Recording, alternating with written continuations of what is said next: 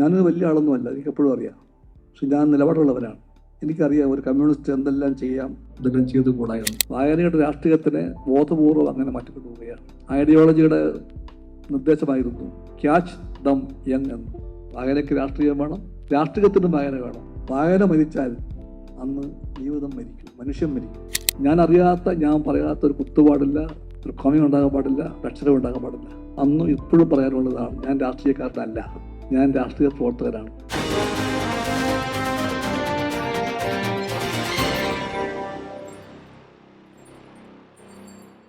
എടുത്ത നിലപാടിൽ ഉറച്ചു നിൽക്കണം എന്നുള്ള ബോധ്യം അതൊരു ചെറു പുഞ്ചിരിയോടുകൂടി അവതരിപ്പിക്കുന്നത് എങ്ങനെയാണ്? അതിൻ്റെ പിന്നിൽ എന്താണ്? ധൈര്യം എങ്ങനെയാണ്? അത് നിലപാടിൻ്റെ ധൈര്യമാണ്, ശരിക്കുള്ള ധാർമ്മികമായ ബലമാണത്. അതിനകത്ത് വെള്ളം ചേർക്കാൻ പാടില്ല. ഞാനൊരു വലിയ ആളൊന്നുമല്ല, എനിക്കെപ്പോഴും അറിയാം. പക്ഷെ ഞാൻ നിലപാടുള്ളവരാണ്. ഞാൻ കമ്മ്യൂണിസ്റ്റ് രാഷ്ട്രീയത്തിൻ്റെ ആശയങ്ങളെപ്പറ്റി ബോധ്യമുള്ളവരാണ്. എനിക്കറിയാം ഒരു കമ്മ്യൂണിസ്റ്റ് എന്തെല്ലാം ചെയ്യാം, ഇതെല്ലാം ചെയ്തു കൂടായെന്ന് എനിക്കെപ്പോഴും അറിയാം. ഞാൻ പക്ഷേ അമാനുഷമായ കഴിവൊന്നുള്ള ആളേ അല്ല. ഞാനൊരു കമ്മ്യൂണിസ്റ്റ് ആകാൻ ശ്രമിക്കുന്ന ആളാണ് ഞാനെപ്പോഴും. പക്ഷേ ഈ പറഞ്ഞ ആദ്യം വായിച്ചതിൻ്റെയും പഠിച്ചതിൻ്റെയും ഒരു ബലം എനിക്കുണ്ട്. അതാണ് ആശയത്തിൻ്റെ ശക്തി. ആശയത്തിൻ്റെ ശക്തി മനുഷ്യശക്തി തന്നെയാണ്. ഇന്നത്തെ കാലത്ത് പ്രയാസമാണോ ആശയത്തിൽ ഉറച്ചു നിൽക്കാൻ? അല്ല, ആശയത്തിന് എപ്പോഴും ശക്തിയുണ്ട്, ഒരു പ്രകാശമുണ്ട്. ആശയമില്ല. ഞാൻ എപ്പോഴും ഓർക്കാൻ ശ്രമിക്കുന്നതും ഇഷ്ടപ്പെടുന്നതും ഹോച്ചിമിൻ്റെ ആ വാചകങ്ങളാണ്. അദ്ദേഹം പറഞ്ഞു, ആശയങ്ങളുമായിട്ട് ബന്ധമില്ലാത്ത പ്രവൃത്തിക്ക് ആഴമുണ്ടാകുകയില്ല, വേരില്ല. അത് ഒരു മാമരമായിരിക്കും, പക്ഷേ അതിന് വേരില്ല. ഒരു കാറ്റ് വീശിയാൽ ആ മരം വീഴും. അതുകൊണ്ട് നല്ല ആശയ വേര് വേണമെന്നാണ് അദ്ദേഹം പഠിപ്പിച്ചത്. അദ്ദേഹം പിന്നെയും പറഞ്ഞു, പ്രവൃത്തിയാൽ ബന്ധപ്പെടാത്ത ആശയത്തിന് അത് അദ്ദേഹം വിളിച്ചത് ഫലങ്ങൾ കായ്ക്കാത്ത വൻമരമെന്നാണ്. വലിയ മരമായിരിക്കും, പക്ഷെ ഫലങ്ങൾ കായ്ക്കില്ല. അദ്ദേഹം വിയറ്റ്നാമിലെ പാർട്ടിക്കാരെ പഠിപ്പിച്ചതാണ്. അതുകൊണ്ട് അതിൻ്റെ ആശയവും പ്രവൃത്തി ഉള്ള പരസ്പര ബന്ധമാണ് മാർക്സിസത്തിൻ്റെ കാതൽ, തിയറി ആൻഡ് പ്രാക്ടീസ്. അതൊരു പുസ്തക വിഷയമല്ല, അത് കമ്മ്യൂണിസ്റ്റ് രാഷ്ട്രീയത്തിൻ്റെ മൗലിക പാഠമാണ്. ആ പാഠം ഒരു വലിയ ശക്തിയായിട്ട് കൂടെ കൊണ്ടുപോയാൽ നമുക്ക് ഏത് പ്രതിബന്ധങ്ങളെയും നേരിടാൻ പറ്റും. ആശയങ്ങൾ ഒരു കമ്മ്യൂണിസ്റ്റ് പാർട്ടി രാഷ്ട്രീയത്തിൽ പ്രധാനപ്പെട്ട ഒന്ന് തന്നെയാണ്. ഞാൻ അതിൽ തന്നെ ഒരു ഉപചോദ്യമായിട്ട്, ഇപ്പം ഇന്നത്തെ തലമുറയായിട്ട് സംവദിക്കുന്നുണ്ടാവും താങ്കൾ. ഇന്നത്തെ തലമുറയിൽ താങ്കളുടെ പാർട്ടിയിൽ ഇടതുപക്ഷ രാഷ്ട്രീയത്തിൽ ഉള്ള നേതാക്കളുമായും സംവദിക്കാറുണ്ട്. പ്രായോഗിക രാഷ്ട്രീയത്തിന്റെ വക്താക്കളായി മാറി ആദർശം എവിടെയോ നഷ്ടപ്പെട്ടു പോയി എന്ന് തോന്നുന്നുണ്ടോ? അത് വലിയ ചോദ്യമാണത്. ഈ പറയുന്ന പ്രാക്ടിക്കൽ പൊളിറ്റിക്സ്, പ്രായോഗിക രാഷ്ട്രീയം, ആ രാഷ്ട്രീയത്തിന് ആദർശങ്ങൾ വേണോ വേണ്ടയോ? ആദർശം പറഞ്ഞു പോയാൽ പോരെ? നമുക്ക് എന്തിനാണ് ഇങ്ങനെ ആദർശം പറഞ്ഞ് പ്രായോഗികതയെ മറന്ന്? അതൊക്കെ വെറും താൽക്കാലിക വാദങ്ങളാണ്. ശാശ്വതമായിട്ട് ജയിക്കാൻ നിൽക്കുന്ന ഒരു ഇടതുപക്ഷ രാഷ്ട്രീയത്തിന് ആശയങ്ങൾ വേണം. പക്ഷെ അതിന് തീർച്ചയായിട്ടും പ്രാക്ടിക്കലായിട്ടുള്ള അതിനെപ്പറ്റി ചിന്തിക്കേണ്ടി വരും. എവിടെയാണ് ആശയവും പ്രയോഗവും തമ്മിലുള്ള ഈ ബന്ധത്തിൻ്റെ ഇക്വേഷൻ നിർണ്ണയിക്കപ്പെടുന്നത്? അതൊരു പാർട്ടിയും പ്രസ്ഥാനവും എല്ലാം തീരുമാനിക്കുന്ന ഒരു പ്രധാനപ്പെട്ടൊരു വിഷയമാണത്. ഉത്തരം എന്തൊക്കെ ശരിയപ്പോഴില്ല, പക്ഷെ എപ്പോഴും ഉണ്ടാകും. തിയറി ആൻഡ് പ്രാക്ടീസ് തമ്മിലുള്ള ബന്ധത്തിൻ്റെ സ്വഭാവം എന്താണ്? അത് ഓരോ ഗീവൺ കോണ്ടസ്റ്റിലും എങ്ങനെ വേണം മനസ്സിലാക്കാനും വ്യാഖ്യാനിക്കാനും. അവിടെയാണ് മാർക്സിസത്തിൻ്റെ ശാസ്ത്രീയത വീണ്ടും ബോധ്യപ്പെടുന്നത്. മാർക്സിസത്തെ പറ്റിയുള്ള നമ്മുടെ ബോധ്യം എന്താ? അത് പ്രയോഗത്തിനുള്ള വഴികാട്ടിയാണ്. It's a guide to action. ആ പ്രവൃത്തി എന്തിനു വേണ്ടിയാണ്? പ്രവൃത്തി ആത്യന്തികമായ നന്മയ്ക്ക് വേണ്ടി, നീതിക്ക് വേണ്ടിയാണ്. ആ പ്രവൃത്തിക്ക് ഒരു ഗൈഡ് വേണം, ഒരു വഴികാട്ടി വേണം. അതാണ് ആശയം. മാർക്സിസത്തിൻ്റെ പ്രത്യേകത അത് പ്രവൃത്തിക്കുള്ള വഴികാട്ടിയാണെന്നാണ്. ജനങ്ങൾക്കും നാടിനും സമൂഹത്തിനും നന്മയുണ്ടാകാൻ വേണ്ടിയുള്ള ലക്ഷ്യബോധമർജിച്ച പ്രവർത്തനത്തിൻ്റെ വഴികാട്ടിയാണ് ആശയം. ആ അർത്ഥത്തിൽ മാർക്സിസത്തിൻ്റെ കറക്റ്റ്നെസ് അത് വീണ്ടും വീണ്ടും ലോകത്ത് ബോധ്യപ്പെടുന്നുണ്ട്. ഇന്നത്തെ കാലത്ത് ചരിത്രത്തിനെ മാറ്റി എഴുതാൻ അല്ലെങ്കിൽ ചരിത്രം മായ്ക്കാൻ ശ്രമങ്ങൾ നടക്കുന്നുണ്ട്. ഇപ്പം ഗാന്ധി അനുസ്മരണം എല്ലാ കൊല്ലവും ഉണ്ടാവാറുണ്ട്. പക്ഷേ ഗാന്ധി എങ്ങനെ കൊല്ലപ്പെട്ടു, ഗാന്ധി ആര് കൊന്നു, ഗാന്ധി കൊല്ലപ്പെട്ടു എന്ന് പറയുന്നുണ്ട് അനുസ്മരിക്കുമ്പോൾ. പക്ഷേ വളരെ തന്ത്രപരമായി ആര് കൊന്നു അത് അനുസ്മരണത്തിൽ നമ്മളിപ്പോൾ കേൾക്കാറില്ല. അപ്പം അങ്ങനെ ചരിത്രത്തെ മറയ്ക്കാനും മായ്ക്കാനുമുള്ള ശ്രമങ്ങൾ നടക്കുന്ന ഈ കാലഘട്ടത്തിൽ വായന, അറിവ്, അതിൻ്റെ കൂടെ തന്നെ ഇപ്പം നമ്മളൊക്കെ ചരിത്രം വായിച്ചിരുന്ന സമയത്ത് നെഹ്റുവിൻ്റെ ഗ്ലിംസ് ഓഫ് വേൾഡ് ഹിസ്റ്ററി ഉണ്ട്, അല്ലെങ്കിൽ ഒരു റൂമിലാ താപ്പർ ഉണ്ട്. പക്ഷെ ഇന്ന് ചരിത്രാഖ്യാനങ്ങൾ മാറ്റി എഴുതുന്ന പുസ്തകങ്ങൾ ഉണ്ട്. നമ്മുടെ തലമുറ അതും വായിക്കുകയാണ്. അപ്പം അത് ഭയപ്പെടുത്താറുണ്ടോ? പുത്തൻ ചരിത്രം മുഴുവനും കേന്ദ്ര അധികാരത്തിൻ്റെ കീഴിൽ വളച്ചൊടിച്ച് ദുർവ്യാഖ്യാനിക്കപ്പെട്ട് അത് സത്യത്തിൽ നിന്ന് ഒരുപാട് ദൂരം മാറിപ്പോവുകയാണ്. ഇപ്പോൾ ബഹുദൂരം മാറിക്കഴിഞ്ഞിരിക്കുന്നു ഫ്രം ദ ട്രൂത്ത്. ഞാൻ ആ പുസ്തകം ഓർക്കുന്നുണ്ട്. മെയിൻ നാഥുറാം വിനായക് ഗോഡ്സെ ബോൾട്ടാഹു എന്ന പുസ്തകം. ആ പുസ്തകം ഗോഡ്സെയുടെ പുസ്തകമാണ്. അതിൻ്റെ പ്രധാനപ്പെട്ട ഉള്ളടക്കം ഗോഡ്സെയുടെ കോടതിയിലെ പ്രസംഗമല്ല, കോടതിയിലെ മൊഴികളാണ്. ആ കോടതിയിൽ നിൽക്കുമ്പോൾ ഗോഡ്സെയ്ക്ക് അശേഷം പതറിച്ചുണ്ടായില്ല, മുട്ടുപറച്ചില്ല, ഒരു പ്രശ്നവുമില്ല. ഗോഡ്സെ അവിടെ ഉറച്ചു നിന്നിട്ട് വാദിക്കുകയാണ്. ഗോഡ്സെ പറഞ്ഞു, എനിക്ക് മഹാത്മാഗാന്ധിയോട് വ്യക്തിപരമായി ഒരു ദേഷ്യവും വൈരാഗ്യവുമില്ല. I know that he was a great man. പക്ഷേ അദ്ദേഹം ജീവിക്കുന്ന ഓരോ നിമിഷവും ഇന്ത്യയിലെ ഹിന്ദുവിൻ്റെ ആത്മാഭിമാനത്തിന് മുറിവേൽക്കുമെന്ന് ഞങ്ങൾ വിശ്വസിച്ചു. അതുകൊണ്ട് മഹാത്മാഗാന്ധി ഇവിടെ ജീവിച്ചിരിക്കാൻ യോഗ്യനല്ല എന്ന് ഞങ്ങൾ തീരുമാനിച്ചു. അതുകൊണ്ടാണ് ഞാൻ നിറയൊഴിച്ചത്. വേറെ ആരുമല്ല, ഞാനാണ് നിറയൊഴിച്ചത് എന്ന് പറഞ്ഞ ഗോഡ്സെയെ ആ പുസ്തകത്തിൽ കാണാം. അങ്ങനെയുള്ളൊരു ഗോഡ്സെയെ പറ്റി സംശയം ആർക്കുമില്ല. ഗോഡ്സെക്ക് സംശയമില്ല. He was the killer. അതുകൊണ്ട് നമ്മളെല്ലാം സ്കൂളിൽ പഠിച്ചത് 30 ജനുവരി മഹാത്മാഗാന്ധി കൊല ചെയ്യപ്പെട്ടു. അതേപ്പറ്റി നമ്മളെല്ലാം പഠിച്ചത് മതഭ്രാന്തന്റെ വെടിയേറ്റ് മഹാത്മാഗാന്ധി വധിക്കപ്പെട്ടു എന്നാണ് നമ്മൾ വായിച്ചിട്ടുള്ളത്. ഇപ്പം അതല്ല. ഉത്തരേന്ത്യയിലെ പല ഭാഗത്തും ഇന്നത്തെ ഹിസ്റ്ററി ബുക്സിൽ പഠിപ്പിക്കുന്നത് 48 ജനുവരി 30 മഹാത്മാഗാന്ധി ദിവംഗതനായി ആണ് പുതിയ പാഠം. ചരിത്ര പ്രകാരം വഴിമാറിപ്പോവുകയാണ്. സത്യം ഒരുപാട് ദൂരെയാണ്. അതൊരു യാദൃച്ഛിക സംഭവമല്ല. വായനയെ അവിടെയാണ് നമ്മൾ പറയേണ്ടത്. The politics of reading. വായനയുടെ രാഷ്ട്രീയത്തിനെ ബോധപൂർവം അങ്ങനെ മാറ്റിക്കൊണ്ടുപോവുകയാണ്. ഇതിൻ്റെ പുറകിൽ ഐഡിയോളജി ഉണ്ട്. ഐഡിയോളജിയുടെ നിർദ്ദേശമായിരുന്നു ക്യാച്ച് ദം യങ് എന്ന്. ചെറുപ്പത്തിൽ അവരെ പിടികൂടുക. അതിനുവേണ്ടി ചെറുപ്പത്തിൽ അവരുടെ തലച്ചോറിലേക്ക് പുതിയ പാഠങ്ങൾ കുത്തിവെച്ചു കൊടുക്കുക. അപ്പോൾ അവർ ആ വഴിക്ക് വന്നോളും എന്ന് പറയുന്ന ഒരു പുതിയ സമീപനം വിദ്യാഭ്യാസത്തിലും ചരിത്രത്തിലും എല്ലാം ഉണ്ടായിക്കൊണ്ടിരിക്കുകയാണ്. ഡാർവിനില്ലാത്ത ചരിത്രമോ സയൻസോ പുതിയ പാഠപുസ്തകത്തിൽ ഡാർവിനില്ല. അങ്ങനെയൊക്കെ എത്രയോ മാറ്റം ഉണ്ടായിക്കൊണ്ടിരിക്കുന്നു. അതുകൊണ്ട് വായനയെ പഠനത്തെയെല്ലാം ഇതുപോലെ ഒരു പിന്തിരിപ്പൻ രാഷ്ട്രീയത്തിൻ്റെ ഉപാധിയാക്കി മാറ്റുന്ന, ഉപകരണമാക്കുന്ന ഒരു പുത്തൻ കാലം വന്നിരിക്കുകയാണ്. അതുകൊണ്ട് അവിടെ പറയണം ഈ പറയുന്ന രാഷ്ട്രീയം. വായനയ്ക്ക് രാഷ്ട്രീയം വേണം, രാഷ്ട്രീയത്തിനും വായന വേണം. നമ്മുടെ എഴുത്തുകളിൽ, നമ്മുടെ കലകളിൽ അങ്ങനെ ഒരു സാംസ്കാരിക വിപ്ലവത്തിൻ്റെ അല്ലെങ്കിൽ ഒരു മുന്നേറ്റത്തിൻ്റെ ആവശ്യം ഇപ്പം കേരളത്തിൽ ഉണ്ടെന്ന് തോന്നുന്നുണ്ടോ? ഇപ്പം എം മുകുന്ദൻ നിങ്ങളിൽ എഴുതിയ പോലെ വർഗീയതയും വംശീയതയും നമ്മളിലേക്ക് എത്തിയിട്ടുണ്ട്, പക്ഷെ ഇതുവരെ നമ്മൾ അനുവദിച്ചിട്ടില്ല. അത് നമ്മുടെ തൊലിപ്പുറത്തുണ്ട്, ഒരു അവസരം കാത്ത്. അങ്ങനെ തോന്നുന്നുണ്ടോ? വളരെ ശരിയാണത്. ഞാൻ മുകുന്ദേട്ടൻ്റെ ആ വാക്കുകളെ ഗൗരവമായി കാണുന്നു. അദ്ദേഹം പറഞ്ഞു, ഇടതുപക്ഷമില്ലെങ്കിൽ കേരളമില്ല. അത് അദ്ദേഹം പറഞ്ഞു. എൻ്റെ കേരളത്തിൽ ഇടതുപക്ഷമുണ്ട്. ഇല്ലാത്ത ഒരു കേരളത്തിൽ ജീവിക്കാൻ എനിക്ക് ഇഷ്ടമില്ലെന്ന് അദ്ദേഹം പറഞ്ഞു. അദ്ദേഹത്തിന് ഇവിടെ ജീവിക്കണമെങ്കിൽ ഇടതുപക്ഷം വേണം എന്ന് പറഞ്ഞ എന്നുമ്പോൾ തന്നെ എനിക്ക് വലിയ ആദരവാണ്. എൻ്റെ എല്ലാം കോളേജ് കാലത്ത് ഞാൻ മയ്യഴി പുഴയുടെ തീരങ്ങൾ വായിച്ചിട്ട് എഴുതിയിട്ടുണ്ട് ഒരു ചെറിയ കുറിപ്പ്. അതിൽ ഞാൻ പറഞ്ഞത് എക്സിസ്റ്റൻഷ്യലിസം, അസ്തിത്വവാദത്തിൻ്റെ സ്വാധീനം കൊണ്ട് പാശ്ചാത്യമാണെന്ന് ഞങ്ങൾ ഇടതുപക്ഷം മുദ്രകുത്തിയ അസ്തിത്വവാദത്തിൻ്റെ ഫലമായിട്ട് മലയാളത്തിലും ഇന്ത്യൻ സാഹിത്യത്തിലുമൊക്കെ ഈ പുതിയ ജീവിതം വ്യർത്ഥമാണ്, ലക്ഷ്യബോധം എന്നൊക്കെ പറഞ്ഞാൽ കഥയൊന്നുമില്ല എന്നുള്ള ആശയം ശക്തിപ്പെട്ട കാലമാണ്. കാക്കനാടൻ, മുകുന്ദൻ, ഒ വി വിജയനെല്ലാം അങ്ങനെ എഴുതുന്നവരാണ്. ഏറ്റവും നല്ല ഭാഷയിൽ അവരെഴുതും. പക്ഷേ ഏറ്റവും നല്ല ഭാഷയിൽ എഴുതിയതെല്ലാം ഇത്തരത്തിലുള്ള മനുഷ്യൻ്റെ സംഘടനാശേഷി, പരിവർത്തനദാഹം മാറ്റാൻ പറ്റുമെന്ന ബോധ്യം, അതിലെല്ലാം മറുപുറത്തേക്ക് പോയിട്ട് നിരാശ, ദുഃഖം, കണ്ണുനീർ, ചരസ്, മയക്കുമരുന്ന്, അതിനെപ്പറ്റിയൊക്കെ എഴുതിയൊരു കാലഘട്ടമാണത്. അന്ന് ചർച്ചകളിലെല്ലാം അതുണ്ടായിരുന്നു, ക്യാമ്പസിലും ഉണ്ടായിരുന്നു.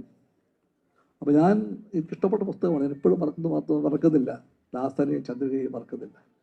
അപ്പോൾ ആ ദാസനെയും ചന്ദ്രികയെല്ലാം ഓർത്തുകൊണ്ട് ഞാൻ വായിക്കുമ്പോൾ എനിക്ക് തോന്നിയത്, മുന്തനെ പോലൊരു വലിയ എഴുത്തുകാരൻ, ഇത്രയും നല്ല എഴുത്ത് ശൈലിയുള്ള ഒരാൾ, അവസാനം ഒരു ലക്ഷ്യത്തെപ്പറ്റി ബോധ്യം കൊടുക്കാത്തത്.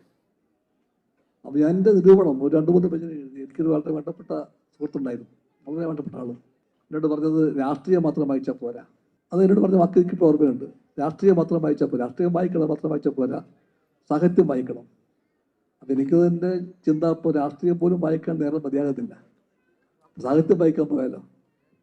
അതിനോടൊപ്പം ആ സുഹൃത്ത് പറഞ്ഞു, ഇന്ന പുസ്തകം വായിക്കണം, എന്നിട്ട് 3-ാമത്തെ ആഴ്ചയെങ്കിലും എനിക്കൊരു കുറിപ്പ് തരണം, ടു മേക്ക് ഷുവർ ദാറ്റ് ഞാൻ വായിച്ച് ഉറപ്പാക്കാൻ വേണ്ടിയുള്ള തന്ത്രമായിരുന്നത്. എനിക്ക് അത്രയും വേണ്ടപ്പെട്ട സുഹൃത്താണ്. ഞാൻ അതിനനുസരിച്ചു. അന്ന് ഞാൻ വായിച്ച എല്ലാ പുസ്തകത്തെപ്പറ്റി 2-3 പേജിൽ ഞാനൊരു വിശകലനം, വിശകലനമല്ല, ഒരു അവലോകനം എഴുതി, എൻ്റെ ഫീലിങ്സ് എഴുതി ഞാൻ സമർപ്പിക്കും ഈ സുഹൃത്തിന്. അപ്പം അന്ന് ഞാൻ ഈ പുസ്തകം വായിച്ചിട്ട് എഴുതി കൊടുത്തത് ഇങ്ങനെയാണ്: എന്തിനാണ് വെള്ളിയാങ്കല്ലിലെ തുമ്പിയാകാൻ ദാസനെ മുകുന്ദൻ്റെ വ്യക്തതാബോധം പറഞ്ഞയച്ചത്? ഇതാണ് എൻ്റെ സമാപന വാചകം. ബാക്കിയെല്ലാം ഉണ്ട്. പഴയ മയ്യഴി, അവിടുത്തെ ബന്ധങ്ങൾ, ഫ്രഞ്ച് വരവ് പോക്ക്, പിന്നെ അമ്മമ്മയുടെ കഥ എല്ലാം പറഞ്ഞ് അതിനെപ്പറ്റി പറഞ്ഞിട്ട് അവസാനത്തിൻ്റെ ചോദ്യം അതായിരുന്നു, വായി. മറുപടി കിട്ടിയോ? ഇല്ല, ചോദിച്ചത് എനിക്കന്ന് മുതലോട്ട് അറിയില്ല, ഇപ്പം അറിയാം, അന്നറിയില്ലല്ലോ. ഞാൻ മതത്തെ വെച്ച് കൊടുത്തിട്ടില്ല. എനിക്ക് പുസ്തകം വായിക്കുക, ഈ വായനയിലേക്ക് എന്നെ കൊണ്ടുപോയത് ഒരു പ്രത്യേക വ്യക്തിയാണ്. ആ വ്യക്തിയോടുള്ള എൻ്റെ കടപ്പാട് ഇപ്പോഴും ഞാൻ ഇവിടെ വെച്ച് പ്രഖ്യാപിക്കുന്നു. ഇത് എനിക്കും ആ ആൾക്ക് മാത്രമുള്ളതാണ്, വേറെ എവിടെയും അത് കൈമാറാനുള്ളതല്ല. ഏറ്റവും നല്ലൊരു സ്ട്രോങ് ആയൊരു ഇതല്ലേ ധർമ്മപുരാണം. അത് ആൻറ്റി കമ്മ്യൂണിസമാണ്. പക്ഷെ എഴുതിയ ഭാഷയോ സോ ബ്യൂട്ടിഫുൾ. ഒ.വി. വിജയൻ ഏറ്റവും മനോഹരമായ ഭാഷയിൽ, ശക്തിയുള്ള ഭാഷയിൽ കമ്മ്യൂണിസ്റ്റുകാരെ വിമർശിച്ച എഴുത്തുകാരനാണ്. അന്ന് നമുക്കെല്ലാം ദേഷ്യമായിരുന്നു, പക്ഷേ ഇപ്പോൾ എനിക്ക് ഉൾക്കൊള്ളാനാകുന്നുണ്ട്. അതുകൂടി ചേർന്നതാണ് ലോകം. അതുകൂടി ചേരുമ്പോഴേ സാഹിത്യമാകുന്നുള്ളൂ. സാഹിത്യത്തിൻ്റെ രാഷ്ട്രീയം എന്ന് പറഞ്ഞാലും രാഷ്ട്രീയത്തിൻ്റെ വായന എന്ന് പറഞ്ഞാലും അതിനകത്ത് ഇതിനൊക്കെ സ്പേസ് ഉണ്ടായിരിക്കും. അതിനകത്ത് ലെറ്റ് ദ പീപ്പിൾ ഡിസൈഡ്. അതിജീവിക്കാൻ എന്തിനാണോ ശേഷിയുള്ളത്, അതിജീവിക്കപ്പെടും. നമ്മൾ ഒരു പുസ്തകം കയ്യിലെടുത്താൽ കയ്യിലെടുക്കുന്ന മനുഷ്യനും ആ പുസ്തകം വായിച്ചു കഴിഞ്ഞ് താഴെ വെക്കുന്ന മനുഷ്യനും തമ്മിൽ വ്യത്യാസം ഉണ്ടാവും. ഞാൻ വായിക്കുന്ന പോലെ ആയിരിക്കില്ല ഒരുപക്ഷെ ബിനോയ് വിശ്വം ഒരു പുസ്തകം വായിക്കാം, ഇവിടെ ഇരിക്കുന്ന ഒരാൾ പുസ്തകം വായിക്കാം. 1000 പേർ ഒരു പുസ്തകം വായിച്ചാൽ അതിന് 1000 വ്യാഖ്യാനങ്ങൾ ഉണ്ടാവും. ഒരാളെ രൂപപ്പെടുത്തുന്നതിൽ, നവീകരിക്കുന്നതിലൊക്കെ പുസ്തകങ്ങൾക്ക് വലിയ പങ്കാണ്. താങ്കൾക്ക് ഇന്നത്തെ രാഷ്ട്രീയ തലമുറയെ കാണുമ്പം, ആളുകളുടെ പ്രസംഗങ്ങളൊക്കെ കേൾക്കുമ്പം ഇവർക്കൊക്കെ കുറച്ച് വായിച്ചൂടെ എന്ന് തോന്നാറുണ്ടോ? അങ്ങനെ ചോദിക്കാൻ എനിക്ക് അവകാശമില്ല. ഞാൻ വേണ്ടത്ര വായിക്കാത്ത ആളാണ് ഇപ്പോൾ. പണ്ട് വേണമെങ്കിൽ എനിക്ക് ചോദിക്കാൻ പറ്റും. പണ്ട് എനിക്ക് ഈ രാഷ്ട്രീയ പ്രവർത്തനത്തിൻ്റെ വലിയ ചുഴിയിലും മലയിലും പെട്ട് രാഷ്ട്രീയം മാത്രം വായിച്ചു പോകുന്ന മറ്റു വായനയെല്ലാം വളരെ കുറഞ്ഞ എനിക്ക് ആ ചോദിച്ചതിന് അവകാശമില്ല, എനിക്ക് ധാർമ്മിക അവകാശമില്ല. ഞാൻ പക്ഷേ എപ്പോഴും ഓർക്കുന്നൊരു സ്റ്റേറ്റ്മെൻറ്റാണ്, അത് ബെർത്തോൾട്ട് ബ്രെക്റ്റിൻ്റെ വാചകമാണ്. വിശക്കുന്ന മനുഷ്യ, പുസ്തകം കയ്യിലെടുക്കൂ, അതൊരു ആയുധമാണെന്ന് അദ്ദേഹം പറഞ്ഞത്. ഇപ്പോഴും മാർക്സിസ്റ്റുകൾക്ക്, ഇടതുപക്ഷക്കാർക്ക് അതൊരു ശരിയായ തത്വം തന്നെയാണ്. വിശപ്പിൻ്റെ കാരണം അറിയണമെങ്കിൽ വായന വേണം, പുസ്തകം വേണം, അറിവുകൾ വേണം. സമൂഹത്തിൻ്റെ ഇത്തരത്തിലുള്ള അവസ്ഥയ്ക്ക് കാരണം കണ്ടുപിടിക്കപ്പെടണം. ഈ അവസ്ഥയെ മാറ്റാനുള്ള സമരത്തിൻ്റെ കഥകൾ അറിയണം. അതുകൊണ്ട് ആരെല്ലാമാണോ വിശക്കുന്നത്, വയറിൻ്റെ വിശപ്പ് പലതരമുണ്ട്. വയറ് വിശക്കുന്ന പോലെ തന്നെ തലച്ചോറും വിശക്കും. വിശക്കുന്ന എല്ലാ മനുഷ്യർക്കും പുസ്തകം, ഇപ്പോഴത്തെ പുസ്തകത്തിൻ്റെ സാങ്കേതികത്വം മാറി. ഈ പുസ്തകമല്ല, എ ടൈം ഹാസ് കം ഈ reading is the medium of reading. പക്ഷെ വായന മരിക്കില്ല, പുസ്തകവും മരിക്കില്ല. പുസ്തകത്തിൻ്റെ താളുകളുടെ സ്വഭാവം മാറും, കണ്ടൻറ്റിൻ്റെ രീതികൾ മാറും, എല്ലാം ആണെങ്കിലും വായനയുണ്ടാകും. വായന മരിച്ചാൽ അന്ന് ജീവിതം മരിക്കും, മനുഷ്യൻ മരിക്കും. അത് ഉറച്ച ബോധ്യമാണ്. ഇപ്പം കുറവാണ് വായിക്കുന്നതെന്ന് പറഞ്ഞു. ഈ വായിച്ചിരുന്ന കാലത്ത് കൃതി നോക്കിയാണോ അതോ കർത്താവിനെ നോക്കിയായിരുന്നോ പുസ്തകം തിരഞ്ഞെടുത്തിരുന്നത്? രണ്ടും കൂടി ചേർന്നാണ്. രണ്ടും കൂടി ചേർന്നാണ്. അല്ലെ ഈ കർത്താവിന്റെ രാഷ്ട്രീയം എപ്പോഴെങ്കിലും കൃതിയെ വേണ്ടാന്ന് വെക്കാൻ? കർത്താവിന്റെ രാഷ്ട്രീയത്തിന് ഞാൻ വായിക്കുമ്പോൾ സ്വാധീനിച്ചിട്ടുണ്ട്. ഈ കർത്താവ് ഒരു ആന്റി കമ്മ്യൂണിസ്റ്റാണ്. അതുകൊണ്ട് ഇതിൽ ഓരോന്നിനെയും നമ്മൾ അങ്ങനെ ക്രിട്ടിക്കലായിട്ട് വേണം കൺസ്യൂം ചെയ്യാൻ ഓർത്തിട്ടുണ്ട്. പക്ഷെ ഒരിക്കലും അതുകൊണ്ട് മാത്രം ഞാൻ പുസ്തകത്തിൻ്റെ വായന മാറ്റിവെച്ചിട്ടില്ല. ഞാൻ പറഞ്ഞ ഏറ്റവും നല്ല മലയാളത്തിലെ പല പുസ്തകങ്ങളും ഈ പറയുന്ന ആൻറ്റി ലെഫ്റ്റായ ആൻറ്റി കമ്മ്യൂണിസ്റ്റായ കാലത്ത് ഇവർക്ക് എഴുതിയതാണ്. ഞാൻ ജൈവച്ചെന്ന് വിളിക്കുന്ന കാക്കനാട് വളരെ അടുത്ത ബന്ധമാണ് അദ്ദേഹവും ആ കുടുംബത്തിലേക്കുള്ളത്. അദ്ദേഹം ഭയങ്കരമായിട്ടുള്ള ഈ പറയുന്ന അത്യുത്വവാദത്തിൻ്റെ തടവിൽപ്പെട്ട് ഫ്രഞ്ച് യൂറോപ്യൻ സാഹിത്യത്തിൻ്റെ സ്വാധീനത്തിൽ ഈ പറയുന്ന പോലെ ഒരു വ്യക്തതാബോധത്തിൻ്റെ കഥകളാണ് അന്നൊക്കെ എഴുതിയത്. വർഗവരയായാലും വസൂരിയായാലും ഒക്കെ. അതിൻ്റെ ഭാഷ എനിക്കിഷ്ടമായിരുന്നു. ഞാൻ പിന്നെ അടുത്തപ്പോൾ ഞാൻ പറഞ്ഞു ബേബിച്ചായൻ്റെ പല പുസ്തകങ്ങളും നല്ലതായിരുന്നു. പക്ഷെ അന്ന് ഞാൻ എന്നെ വായിച്ചത് വെറുപ്പോടുകൂടിയാണ്. ഇന്ന് വായിച്ചാൽ എനിക്ക് വെറുപ്പുണ്ടാകില്ല എന്ന് ഞാൻ പറഞ്ഞിട്ടുണ്ട്. അവർ ഉള്ളിൻ്റെ ഉള്ളിൽ പ്രസ്ഥാനത്തെ സ്നേഹിച്ചവരാണ്. ആ കുടുംബം മുഴുവനും കമ്മ്യൂണിസ്റ്റ് പാർട്ടി സ്നേഹിച്ചവരാണ്. ബേബിച്ചായൻ്റെ കാക്കനാടൻ്റെ അച്ഛൻ ഒരു സുവിശേഷകനായിരുന്നു. ക്രിസ്തുവിൻ്റെ മാർഗത്തെപ്പറ്റി നടന്ന് പ്രചരിപ്പിക്കുന്ന ആൾ. ആ വീട് ആ കാലത്ത് കമ്മ്യൂണിസ്റ്റ് നേതാക്കന്മാരുടെ താവളമായിരുന്നു. എം.എൻ. ഗൗതം നായർ ആ വീട് കണ്ണിലെ കൃഷ്ണമണിയെ പോലെ എത്രയോ കാലം കാത്തുരക്ഷിച്ചു. അതെല്ലാം ഉള്ളൊരു വീടാണത്. അവർക്കെല്ലാവർക്കും അതുകൊണ്ട് വൈകാരിക സ്നേഹമുണ്ട് കമ്മ്യൂണിസ്റ്റ് പാർട്ടിയോട്. പക്ഷെ ബേബിച്ചായൻ പിന്നീട് വായിച്ച് ഈ വഴിയെ പോയി. അപ്പോഴും അദ്ദേഹത്തിന് സ്നേഹമാണ് കമ്മ്യൂണിസ്റ്റ് പാർട്ടിയോടും നിങ്ങളോടല്ല. ആ സ്നേഹത്തിന് ഇപ്പോൾ അറിയാൻ പറ്റും. അന്ന് നമുക്കത് അറിയപ്പെടില്ലേ? ഇത്രയും അറിവുണ്ട്, ഇത്രയും അനുഭവമുണ്ട്, ഇത്രയും ഓർമ്മകളുണ്ട്. എന്തേ അധികം എഴുതാഞ്ഞു? ഇനിയും പറയാനില്ലേ? ഇനിയും പറയാനുണ്ട് എന്ന് പറഞ്ഞു. ഞാൻ എഴുതിയ ഒരു പുസ്തകത്തിൽ തലക്കെട്ടതല്ലേ ഇനിയും അതുകൊണ്ട് ചോദിച്ചത്. ഇനിയും പറയാനുണ്ട്. അത് ഞാൻ എപ്പോഴും ഓർക്കും. എത്രയോ ഇനി പറയാനുണ്ട്. ഞാൻ ഒരു കാലത്ത് മലയാളത്തിൽ ഏറ്റവും അധികം ലോകം കണ്ട ആൾ ഞാനായിരുന്നു 80കളിൽ. അന്നത്തെ കേരളത്തിൽ എന്നെപ്പോലെ സഞ്ചരിച്ച ആൾക്കാർ അധികം കാണില്ല. നമ്മൾ ഇവിടെ നിന്ന് ട്രിവാൻഡ്രത്തുനിന്ന് കൊല്ലത്തേക്കോ ആലപ്പുഴയിലേക്കോ പോകുന്ന പോലെ അന്ന് ഞാൻ രാജ്യങ്ങൾ തോറും ഇങ്ങനെ സഞ്ചരിച്ചിട്ടുണ്ട്. എല്ലാം അങ്ങനെ എനിക്ക് വേണ്ടി പോയതല്ല, പ്രസ്ഥാനം എന്നെ അയച്ചതാണ്. ഞാൻ ഒരുപാട് മനുഷ്യരൊക്കെ ഉണ്ട്, അനുഭവങ്ങൾ ഉണ്ടായിട്ടുണ്ട്. അന്ന് ഞാൻ പഠിച്ച പാഠമാണ് ഒരു 100 പുസ്തകം വായിച്ചാൽ ഉള്ളതിനേക്കുള്ള അറിവ് കിട്ടും ഒരു യാത്ര കൊണ്ട്. അതെനിക്ക് ഇപ്പോഴും ബോധ്യമാണ്. അപ്പോൾ ആ അനുഭവങ്ങളെ പറ്റിയൊക്കെ എഴുതാൻ ഞാൻ ഇപ്പം കൊതിക്കുന്നുണ്ട്. പക്ഷെ അത് എഴുതാൻ പറ്റുന്നില്ല. പലതും പഴയ ഓർമ്മകളാണ്. പറഞ്ഞു കൊടുത്താൽ പോരെ? എനിക്ക് ഓരോ ദുശ്ശീലങ്ങളുണ്ട്. ഓരോ അക്ഷരവും എൻ്റെതായിരിക്കണം.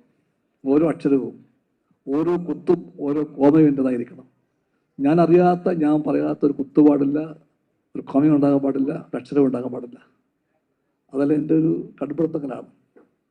പിന്നെ ഞാൻ തന്നെ അങ്ങനെ ഫോണിൽ പറഞ്ഞു കൊടുക്കും. ഇപ്പം എൻ്റെ എല്ലാം എഴുത്ത് ഫോൺ വഴിയാണ്. ഞാൻ ഫോണിൽ പറഞ്ഞു കൊടുക്കും.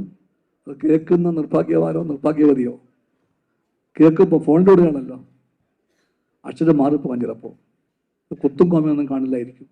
ഞാൻ വീണ്ടും കാണിക്കാൻ പറയും. എൻ്റെ കണ്ണ് ആദ്യം ചെന്ന് മുട്ടുന്നത് തെറ്റുള്ള ഭാഗത്തായിരിക്കും. അപ്പോൾ ഞാൻ വേറൊരു ഭ്രാന്തനാകും. ഞാൻ വലിച്ചെറിയും. എവിടെയാണ് പഠിച്ചത് നിങ്ങളൊക്കെ? ഇതാണോ ഭാഷ? അപ്പോൾ ഞാൻ പിന്നെ സങ്കടപ്പെടും.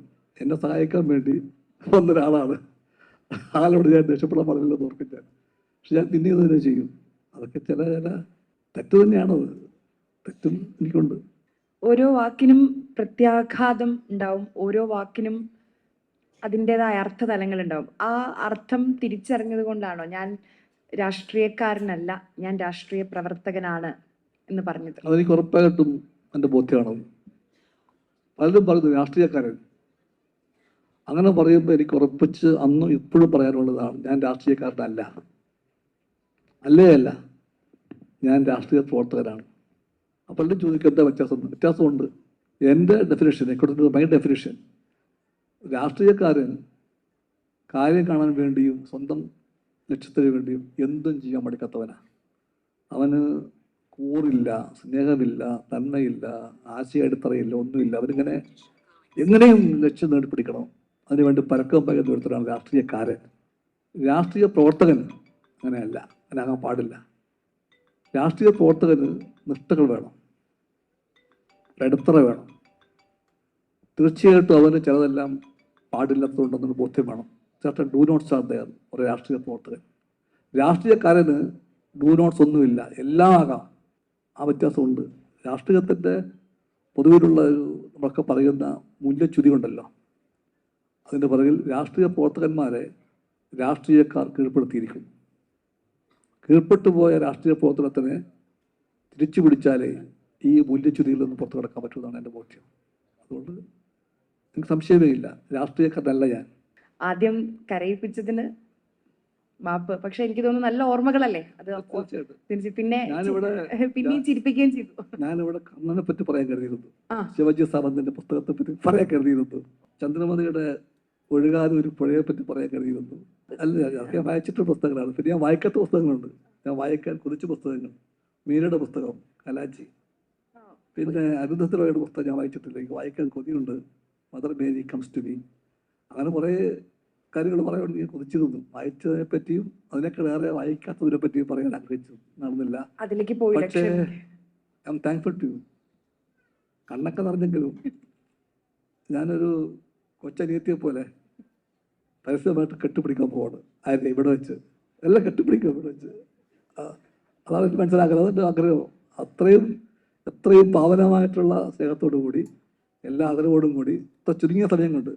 എനിക്കറിയാം ഇന്നലെ രാത്രിയിലാണ് ഞാൻ വൈകുന്നേരം എന്നെ വിളിക്കുന്നത്. അപ്പോൾ ഞാൻ കണ്ടുവച്ചിരുന്ന ആൾ എനിക്ക് ഡേറ്റ് മാറിപ്പോയി.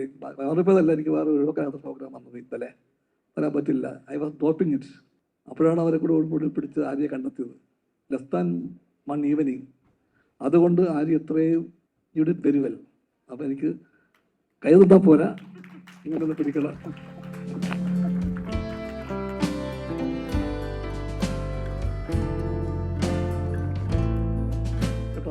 ഞാൻ കാലെ പിടിക്കാൻ പാടില്ല,